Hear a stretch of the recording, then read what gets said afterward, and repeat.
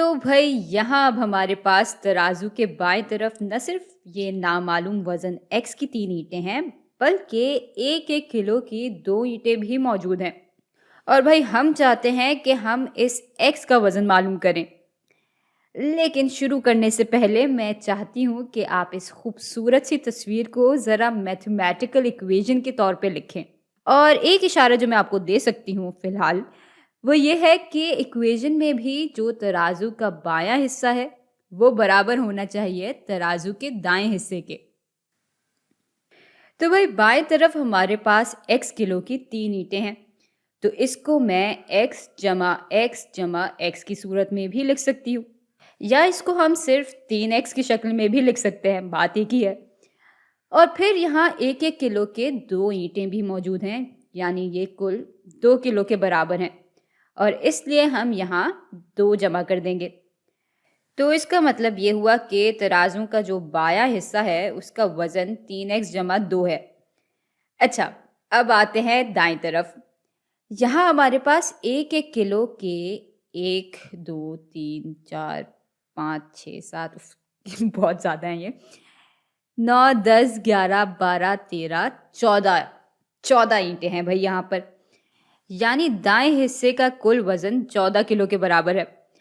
और हम देख सकते हैं कि ये तराजू दोनों हिस्सों से बिल्कुल बराबर है, यानी ये वजन बिल्कुल इस वजन के बराबर होगा, और बस इसलिए हम यहाँ बराबरी का निशान लगा देंगे। अच्छा, अब सोचने की जो बात है, और इसके लिए हम इस तराजू का भी सहारा ले सकते हैं, या आप चाहें तो इन इकदार का सहारा भी ले सकते हैं। खैर, वो बात यह है कि हम फिलहाल इन 1 किलो की ईंटों को बाएं तरफ से कैसे हटाएं। भाई इसका आसान तरीका ये है कि हम इन 2 ईंटों को यहाँ से ऐसे ही बस यूं हटा दें। लेकिन पहले ये तराजू दोनों तरफ से बराबर था, और अब अगर हम यूं ही बस 2 ईंटें हटा दें तो जाहिर सी बात है कि ये तराजू बराबर नहीं रहेगा, बल्कि होगा ये कि इसका बायां हिस्सा हल्का हो जाएगा, और ये तो हम बिल्कुल नहीं चाहते। भाई इक्वेशन की शर्त ही ये होती है कि इसके दोनों हिस्से बराबर रहें, और क्योंकि इस इक्वेशन को हम इस तराजू की मदद से ही दिखा रहे हैं, तो इस तराजू के भी दोनों हिस्से हमेशा हमेशा बराबर होने चाहिए।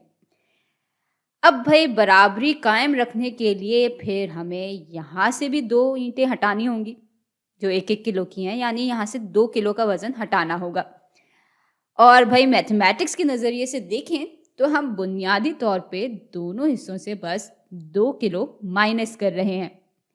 यहाँ फिर हमारे पास 3x रह जाएगा, और यहाँ पहले 14 किलो का वज़न था, 2 किलो का वज़न हमने हटा दिया, तो अब दायां हिस्सा बराबर हो जाएगा 12 किलो के।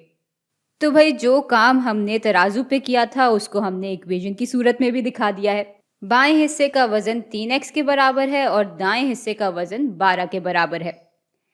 लेकिन यहाँ पे आकर हम उसी मसले में उलझ जाते हैं जैसे कि हम पिछली वीडियो में अटके थे। तो अब बताएं कि हम ऐसा क्या कर सकते हैं कि बाएं तरफ हमारे पास सिर्फ एक x आ जाए, लेकिन साथ ही साथ इस इक्वेशन की बराबरी भी कायम रहे।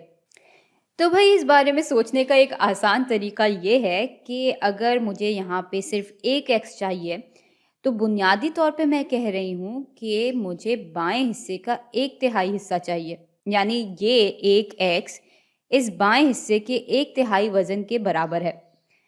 तो अगर मैं 1/3 से इस बाएं हिस्से को ज़रब दे दूं और फिर तराजू की बराबरी कायम रखने के लिए मैं दाएं हिस्से को भी 1/3 से ज़रब दे दूं, तब तो कुछ बात बन सकती है।